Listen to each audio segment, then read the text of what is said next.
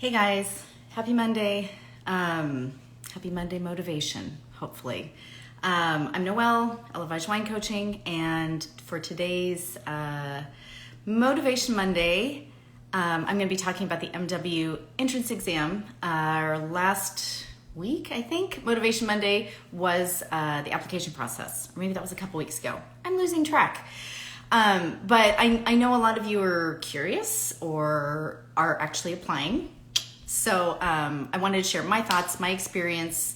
As always, look at the Institute of Masters of Wine, which is a fantastic website. Look at their website for anything that you want. I'm just sharing my personal experience and hopefully motivating you if you're on the fence about applying or just nervous about what the entrance exam might entail. So we'll go over that briefly. If you have any questions, put them in the chat or feel free to just reach out to me, email, DM, what have you. I will get back to you and happy to answer anything. So applications are in process and you need to wrap those up, I think by the 27th, so pretty soon. So applications, and then you've got your 2 entrance exams. And don't panic, I know it's an exam, but they're gonna just look at my understanding is look at your promise for being an MW student. Do you have the potential? So there's 2 parts and they open on the 31st, so next week, and you have all of June to complete them, and then July 1st is the deadline. And you've got your theory part and you've got your practical part, which is the tasting part. So if I say tasting, I'm referring to the practical part of the exam. You have 90 minutes for each one. You can take them both on the same day, or you can spread them out. And I spread them out. I took one week and one another week. And if you're not in a rush, I recommend that. It just kind of gives you some breathing room, and there's really no reason to try to jam them into one day unless you're procrastinating and wait till the last day, which I know some people do. So we'll talk about the theory one first. Again, 90 minutes. And for theory, it's going to be an essay. And if you're not familiar with how to write an essay, Richard Hemming has a fantastic video on the IMW website, just walking you through how to do that. And again, this is just, do you show potential for the program? And the questions will come from past MW exams, which sounds daunting because you're like, I'm just applying for the frickin' program. I'm not an MW yet. I can't answer a past MW exam question. They don't expect you to answer it perfectly, obviously. But go back and look at, they've published all the past IMW questions. They've published the past entrance exam questions, and I would pay particular attention to those.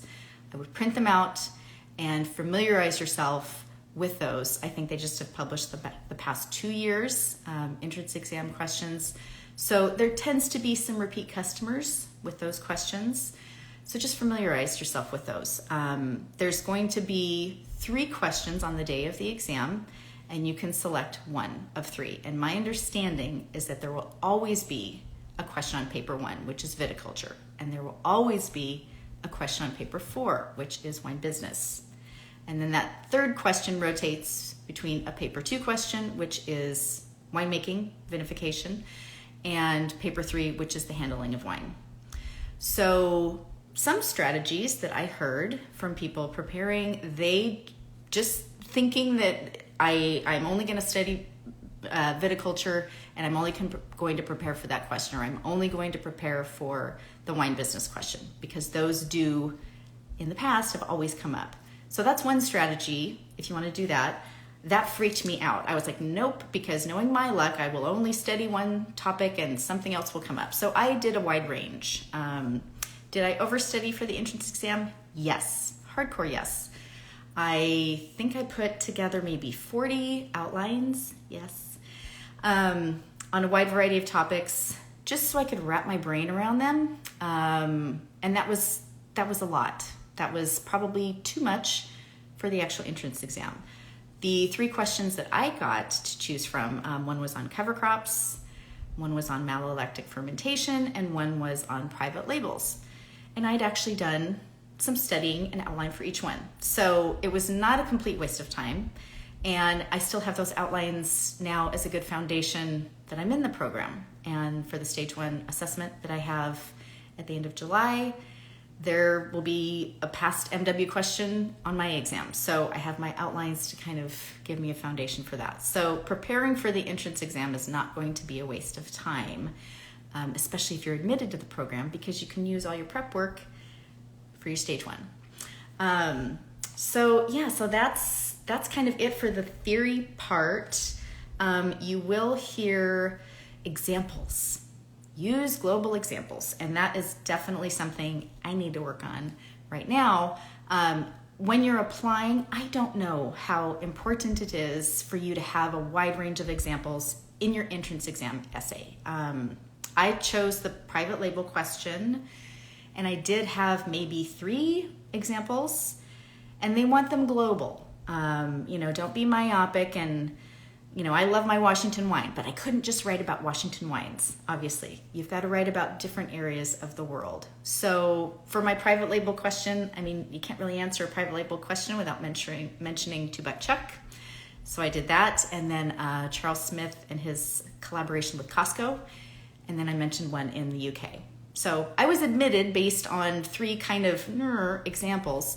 So don't stress about that too much. I wouldn't at this point, but definitely when you're in the program, examples become more important.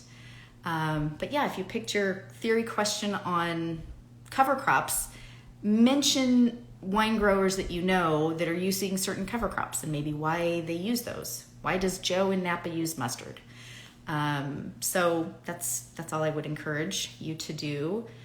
When you take your exam, it's on a certain software that they use called Surpass, and you will only be able to access that on your computer. So don't be thinking that you'll be able to cut and paste from something you have pre-prepared and slap that into the essay. That is not going to happen. And they are very big, understandably, about plagiarism, and they run a plagiarism software through all the questions through all the answers. And colluding. So there's a big difference between collaborating with fellow students, which is great, share information, share your wealth of knowledge, and colluding where you're essentially, cheating, let's be honest. Just don't do that. If you need to do that to get into the program, you're going to get your ass kicked in the program. I'll just say right out loud. So think about that and use your own words and your own thoughts. And if you're quoting somebody, if you're quoting Bob in Napa as to why he uses mustard, say that. Say, just play it safe. So that is the theory part of the exam. Again, you can take that one day and then take a breath and then take your practical tasting on another day. So for practical, you have 4 wines that they will tell you, and spoiler alert, they're up on the website right now. So if you're applying, you've got 2 different styles of Chenin this year. One is a demi-sec Vouvray. One is, I'm assuming, a dry from Stellenbosch. And then you've got a 10-year-old Tawny Port and a dry Oloroso. So they're on the website. Go check that out. I will talk about what I had. I'm not going to talk about what you have. So I had 2 different styles of Riesling, a Spatlese from the Mosel, and then a dry from Alsace, were my first 2 whites. And then I had a pale cream sherry, which for the life of me, I could not find anywhere. I could find cream sherry, but I couldn't find pale cream. And then a dry Amontillado. So if you can't find the wines, that's fine. Do some research, pull up some text sheets, make a dry note about the wines. So the practical, what is, I think, at least for us recent diploma grads, challenging is we are so used to that SAT and writing, dry and medium plus and blah, blah, blah. And that is a good start. That's kind of gathering your evidence for what you want to put in your practical exam answer. Because you're going to use that SAT to answer questions that you were asked about the wine. So you might be asked, and again, this is all on their website, a question about variety or origin or quality or winemaking technique or commercial potential. They change all those up, And the entrance exam questions about the wines are also on the website. So go back and look at what was asked for the past couple of years. What types of questions were asked? And I know it sounds odd because you're like, well, Noelle, you just told me the wines are Chenin Blanc. So if I get asked a question, what's the variety? Obviously it's Chenin Blanc. Correct. But what they want to see is your analysis. Why is it Chenin Blanc? You know it is, but why is it not Riesling? What about what is in the glass is telling you that this is Chenin Blanc? And maybe funnel. I always funneled a couple things. I think that's highly encouraged. But why is it not Chardonnay? Is it because they're in a range of sweetness levels? Is it the acidity level? So things like that. And I would just be prepared to answer about the 4 wines that you've been assigned, those different questions. And for fortified, definitely commercial potential and winemaking techniques. So refamiliarize yourself with how those fortified wines are produced. And commercial potential, that's a new one for us recent diploma grads. Basically, who would buy this and why would they buy this? And always going back to what's in your glass as evidence for your answer. We all know fortified wines are not extremely popular. Why is that?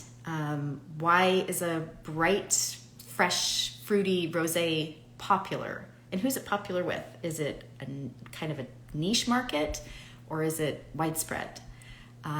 Who's buying it? Is it the person that goes to the grocery store and gets their wines?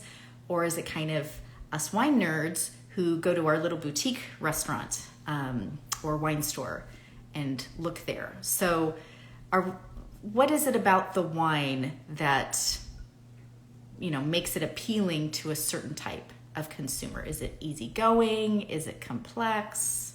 Stuff like that. So again, I'm preaching, I wish I'd heard this last year. Don't stress out too much. It's just, it's part of your application. Obviously, if you completely bomb this, you probably won't get admitted. But they're going to look at your answers in conjunction with your application that you already filed, or at least hopefully in the next few days. So it's not all dependent on these entrance exam answers. But don't, especially if you are a recent diploma grad, don't just give them a tasting note because that's not enough at this level. And it is, at least it was for me, hard to switch out of that mindset and kind of go into, okay, well, why is this Riesling from the Mosel? What tells me that it's from the Mosel as opposed to Alsace? And just kind of try to structure those arguments in preparation for your entrance exams. And so Richard Hemmings, his videos on the IMW website, one walks you through kind of a structure of an essay. If you're like me and you've been out of school for a while, it's been probably a while since you've written an essay. You have your intro. What am I going to talk about? And here's my arguments. And most of these essays, the answer is not black and white. It depends. That cover crop question that I mentioned earlier, I think it was, are cover crops worthwhile?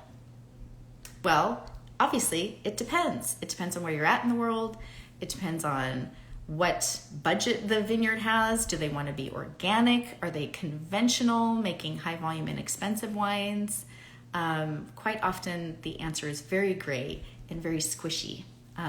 There's not usually a yes or no answer. Mine was on private labels that I went, that's the one that I chose, and it was kind of discussing the pros and cons of those, or the advantages and disadvantages. So refamiliarize yourself with SWOT and being able to see all sides of these topics. And the Masters of Wine, it's global and it's all wine styles. It's not just your first growths and your Grand Cru, it's your yellowtails. And I just had an Apothic Red in a blind tasting the other day. So it's all of those wines. And why does Apothic Red appeal to so many people?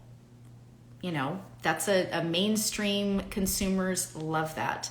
Probably us on this, not so much, but why is that? So start thinking critically and big picture as you're applying, and try to answer your own questions. Well, why is this popular? What is it? Well, it's a little sweet, it's fruity, there's non-existent tannins, which drive us nuts probably. But for most people aren't us. They love that soft and fruity texture and that hint of sweetness. So those are your commercial potential evidence, key points of evidence.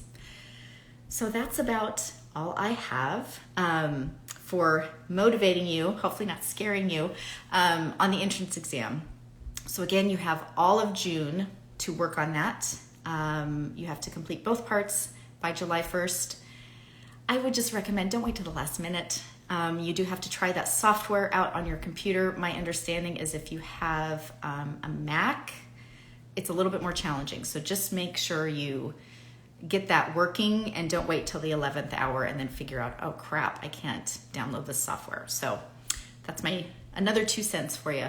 But best of luck if you are applying or thinking about it. If you have any questions, I'm happy to try to answer them.